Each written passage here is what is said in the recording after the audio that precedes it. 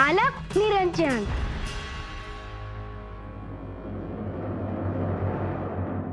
कोण म्हणायचं आपण? मी गोरक्ष, तुमच्या दारासमोर भिक्षा मागायला आलोय। वय सावित्री, अगं कोण आलंय बघ बाहेर, आणि येताना भिक्षा घेऊन ये। अगं बाया, एवढंसं लहान पोर आणि ते बी भिक्षा मागायला? आई बाप नाही वाटतं याला? काय रे पोरा, एकलाच फिरतो आहेस वय? नाही, माझ्या सोबत माझे गुरु आहेत। तेच माझे आई वडील, बंधू, सगळं काही आहे। बघा ना कसं बोलतोय त्यो। वय, अरे मग हे पीठ कशाला? बस इथंच आणि जेवून जा। नाही, कोणाच्या घरी जेवायची मला अनुभूती नाही। असलं कसलं गुरु तुझं? एवढ्याशा पोराला भिक्षा मागायला लावतात आणि जीव बी देईना। तुम्ही मला भिक्षा देत आहात, पण तुम्ही माझ्या गुरूंना काहीही बोललेलं मला आवडणार नाही।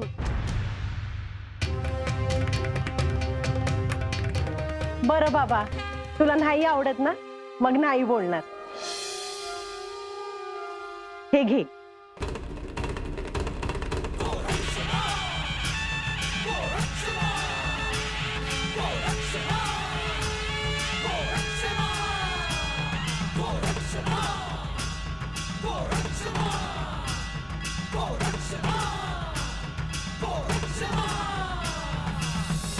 आता किती दिवस आहेस इकडं? माझे गुरु सांगतील तोपर्यंत। बर, तुला काय बी लागलं ना तर येत जा। होय माई। अलख निरंजन।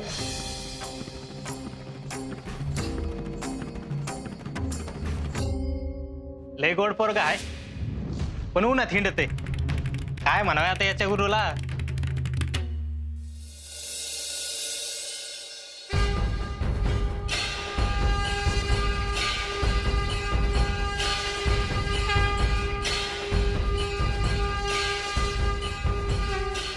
गोरक्ष, तुझे माझ्यावर जे प्रेम आहे, जो भक्तिभाव आहे, त्यामुळे माझ्याबद्दल कोणी अपशब्द वापरलेले तुला आवडत नाही।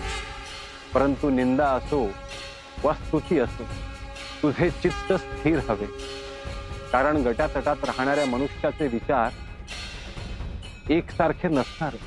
भविष्यातही असे बरेच प्रसंग येतील, तेव्हा हे ध्यानात ठेव।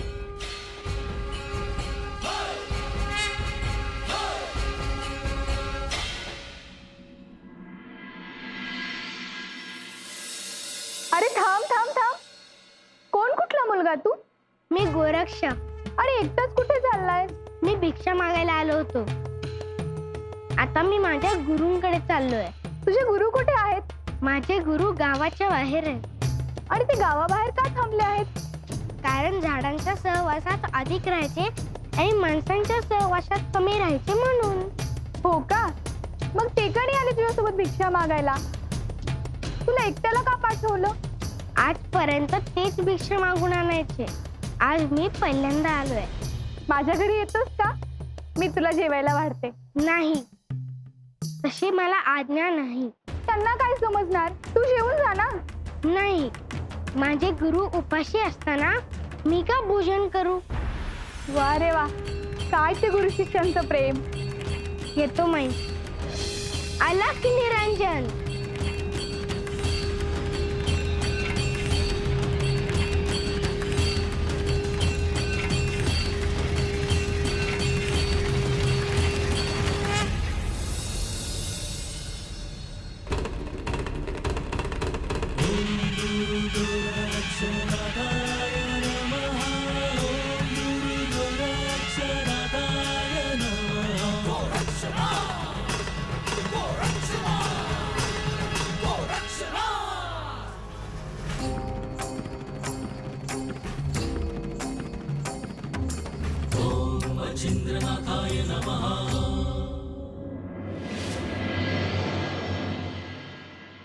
काय आहात का घरी? यमुना, अगं ये ये। कशी काय ग आलीस तू? बैस ना. अगं संध्याकाळी आमच्या घरी हळदी कुंकवाचा कार्यक्रम आहे, ते सांगायला आले. हो का? अगं संध्याकाळची वेळ ना स्वयंपाकाच्या तयारीची असते. मला नाही जमणार, इरावती येईल. हो हो, मी नक्की आहे ना. अहो आई, आपल्याकडे होणाऱ्या कार्यक्रमाबद्दल तिला सांगायची का? अगं ती काय परकी काय आपल्याला? सांग सांग. कसला कार्यक्रम? अगं आपल्याकडे महारुद्र ठरला आहे, तर तिथे पूजेची तयारी, होम हवन, नैवेद्य, भोजन सगळं असणार. बरं यमुना, आता एवढी आलीच आहेस तर भाजी निवड पाहू. बरं इरावती, एवढा मोठा कार्यक्रम आहे? तिची निश्चित झालीये का? अगं नाही ग, आता दुपारी बसवून ठरवू. पण हा, तिथी ठरली की दिवसभर तयारीला तू इथे यायचंस. हा सांगून ठेवते. हो हो, मी नक्की येईल.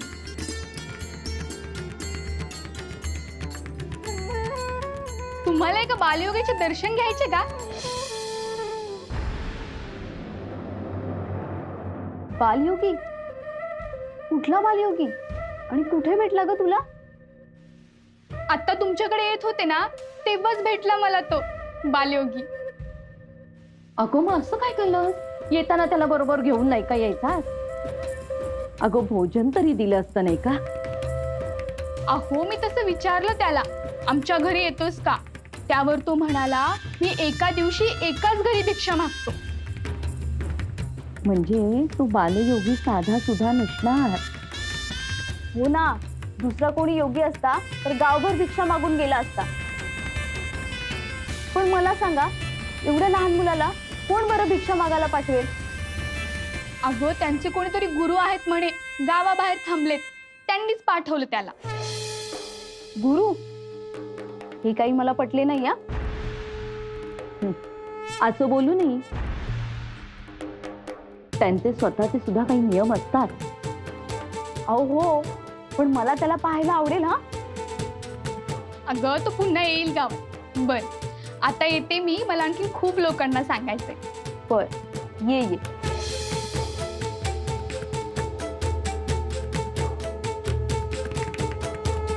अहो आई, आपल्या कार्यक्रमाला तो बालयोगी यायला हवा. अगं आपला योग असेल ना तर नक्की येईल.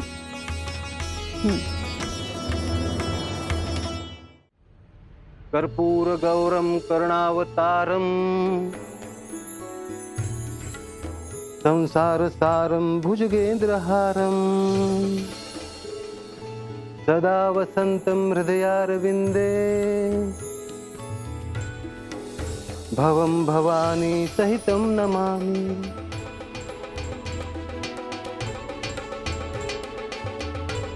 आपण सांगितल्याप्रमाणे मी भिक्षा आणली आहे.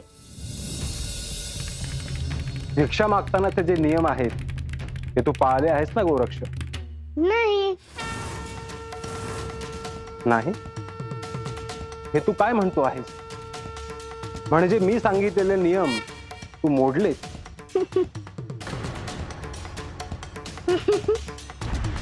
नियम मोडून वर हसतो आहे. क्षमा असावी, मी भिक्षेचे सगळे नियम पाळले आहेत. म्हणजे तू माझी परीक्षा घेत होतास? नाही गुरुवर. काय काय म्हणाला? गुरुवर. हे म्हणायचे तुला कसे सुचले? तुम्ही तुमच्या गुरूंविषयी सांगताना मी ऐकले होते. मी पण माझे गुरुच आहात ना. होय गोरक्ष, मी तुला माझा शिष्य म्हणून स्वीकारले आहे आणि तुझा गुरु होणे हेही स्वीकारले आहे. एक दिवस त्याची जी औपचारिकता आहे तीही पूर्ण करू. हे गुरुवर, तुम्हाला भूक लागली असेल ना? नाही, मी तर तुझी वाट बघत उभा होतो. तू कसा चालत गेला असतील, लोक तुला काय म्हणाले असतील, तू पहिल्यांदाच असा बाहेर गेलास ना. कसे वाटले रे? वाटेत काही जण विचारत होते, कोण कुठला हा? आणि मला भिक्षा मिळायलाही कष्ट पडले नाही. मला काळजी वाटत होती तुझी. मला असं वाटत होतं की तुम्ही एकटे असाल. मला लवकर गेलं पाहिजे. मी तुमच्यासाठी भोजन तयार करू का? नाही, नको. सगळं एकाच दिवशी नको गोरख. तू आता बैस, मी तुझ्यासाठी भोजन तयार करतो. हो, मला खरंच खूप भूक लागली आहे. हो ना, आण ती झोळी. लवकर तयार करतो बघ. त्या कमंडलू मधलं पाणी घे हातावर. हो. अस्मांकित शिव स्वरूप ललाटी शोभत त्रिपुंड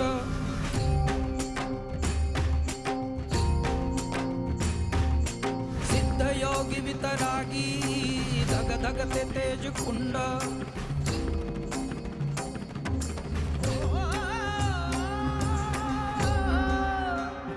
आता इथे आसनावर नीट बैस.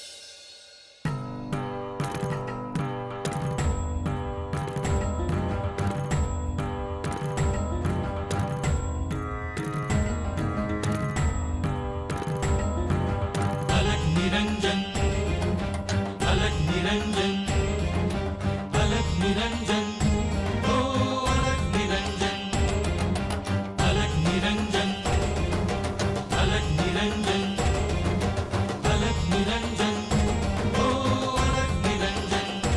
साऱ्या विश्वाचा प्रतिपालक तू, दुःखाचा संहारक तू, वेदांचाही कारक तू, शिवहर शंभू. हे नवनारायण अवतार तू, दीनदुबळ्यांचा दाता तू, गुरुशक्तीचा सेवक तू, शिवहर शंभू. अलग निरंजन अलग निरंजन अलग निरंजन हो अलग निरंजन. हे बघ, तुला अशा पद्धतीने स्वयंपाक करता आला पाहिजे. हो, मी ते पाहिलंय, त्यामुळे मला करता येईल. आता भोजनाला सुरुवात कर. पण तुमच्या आधी मी कसं खाऊ? तू अजून लहान आहेस. तुला शिकवले आहेत त्याप्रमाणे घास बाजूला काढून ठेव आणि अन्न ग्रहण कर.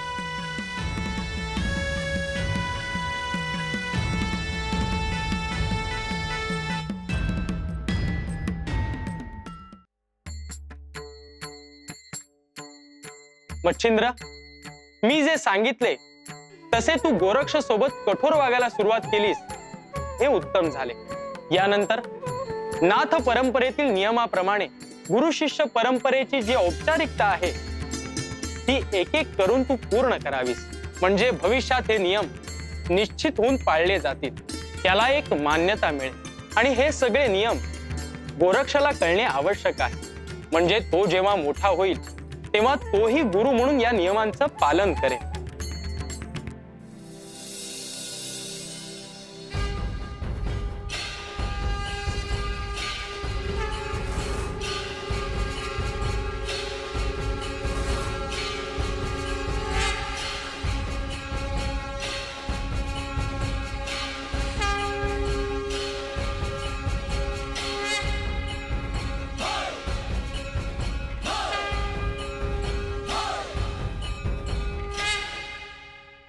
हे गुरुवर, हे श्री दत्तात्रय, गोरक्षचे बालपण पाहता माझे त्याच्यावर जे प्रेम आहे त्यावरून तुम्हाला वाटणे साहजिक आहे की मी मोहमायेत अडकलो आहे का. परंतु योग्य वेळी तुम्ही जाणीव करून दिली आणि गोरक्षाची साधना मी सुरू केली आहे. आपल्याकडून आणि श्री महादेवांकडून जे गुप्त ज्ञान मला प्राप्त झाले ते सर्व मी गोरक्षला देतो आहे. साऱ्या विश्वाचा प्रतिपालक तू, दुःखाचा संहारक तू, वेदांचाही कारक तू, शिवहर शंभू. नवनारायण अवतार तू, दीनदुबळ्यांचा दाता तू, गुरुशक्तीचा सेवक तू, शिवहर शंभू.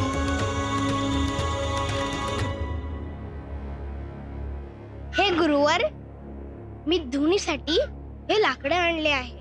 आपण ह्यांना समिधा म्हणूया. कोणकोणत्या झाडाच्या आहेत ह्या समिधा? औदुंबर, बेल आणि अश्वत्थ. उत्तम.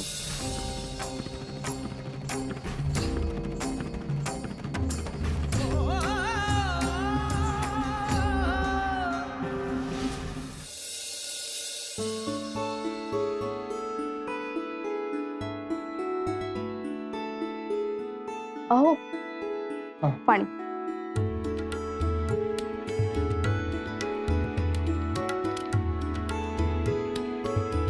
अहो महारुद्राची तिथी ठरवलीत का तुम्ही? अगं महारुद्र म्हणजे काय साधी गोष्ट आहे का? होम हवन होणार, महादेवांच्या मंत्रांची आवर्तनं होणार, त्याच्यासाठी पूर्व तयारी करावी लागणार. हो, पण तिथी ठरवली नाही तर तयारी कशी काय करणार? अगं ते केवळ माझ्यावर अवलंबून नाही, पिताश्री काय म्हणतात त्यावर अवलंबून आहे. अहो हो, पण नैवेद्य होणार, महाप्रसाद होणार, भोजन होणार, आम्हालाही स्वयंपाकाचे नियोजन करावेच लागणार ना. हो कळलंय मला. आई आणि तू स्वयंपाकाचं काय ते ठरवा, मी तुला निश्चित तिथी सांगतो. बर ठीक आहे. अहो हा तुम्हाला सांगायचंच विसरून गेले. मगाशी यमुना येऊन गेली. हा. ती म्हणत होती की गावात कोणी बालयोगी आले आहेत. अरे वा, असं असेल तर त्यांनाही बोलवू आपण महारुद्राला. हो, त्या बालकाची आणि आपली भेट व्हायला हवी फक्त. महादेवांची जी इच्छा असेल ना तेच होईल.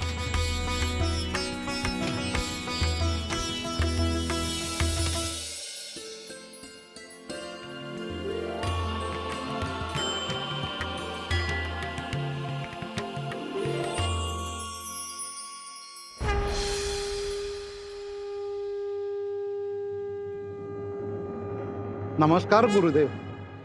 शुभम भवतु. कनकगिरी गावात आपले स्वागत आहे. गुरुवर, आपण एकटेच आहात की आणखी कोणी सोबत आहे? माझा शिष्य आहे, परंतु भिक्षेसाठी तो गावात गेला आहे. मी आपल्यासाठी काही करू शकतो का गुरुवर? आपण प्रेमाने एवढे विचारले त्यातच सर्व काही आहे. कनकगिरी गावातच माझं घर आहे. गावात कोणी सत्पुरुष आले तर त्यांचं आदरातिथ्य करायचा यथाशक्ती प्रयत्न करतो. आपल्यासारखी सज्जन मंडळी अजूनही आहेत, म्हणून भिक्षेची परंपरा जिवंत आहे. भिक्षेमागे जो विचार आहे तो सगळ्यांना समजतोच असे नाही, परंतु तो आपण समजून घेता हे महत्वाचे आहे. गुरुवर, आपल्यासारख्या संतांमुळे पापपुण्याचं संतुलन बिघडत नाही. एका अर्थी आपण पुण्याचा साठा वाढवून प्रजेवरती उपकारच करत आहात. आपल्या भेटीचा योग आला, आता मी तुम्हाला विनमुख पाठवणार नाही. ह्या धुनीतली विभूती आपण स्वतः लावून घ्या, तुमचे रक्षण होईल. जशी आज्ञा गुरुवर.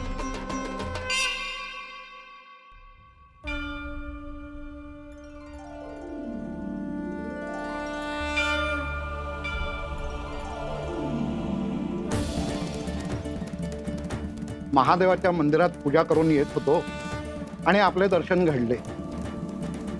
हा शुभ संकेतच समजतो. आपल्या कुटुंबावर श्री महादेवांची कृपा आहे. आजवर दारात आलेल्या योगी, यती, संत यांना आपण जे दान केले त्याचे संचित आपल्या पाठीशी आहे. हे संचित असेच वाढत राहील असे पहा. हे निश्चितच ध्यानात ठेवीन. आज्ञा असावी गुरुवर.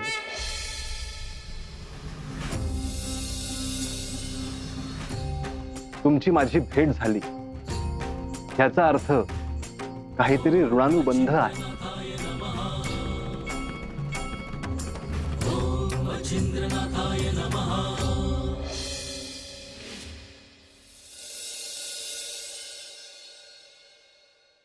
हे गुरुवर, आता रात्र झाली आहे. असे असतानाही मी तुम्हाला झोपलेलं पाहिले नाही. साधना करणाऱ्याने झोप आणि भूक ही कमीच ठेवायला हवी. परंतु त्याने काय होईल? सूर्यास्त आणि सूर्योदय ह्या चक्रामध्ये अधिकाधिक क्षण हे समाधीचे असायला हवे. ह्या क्षणांमध्ये अत्यंत सावध असायला हवे. तसेच आपल्या सद्गुरूंचे स्मरणही करायला हवे. मग मी आज झोपणार नाही. तुम्ही सांगितल्याप्रमाणे मी कमीत कमी झोप घेईल. अरे पण त्यासाठी योगाभ्यास करणे आवश्यक आहे आणि त्यासाठी तसे शरीर असणे तेही महत्वाचे आहे.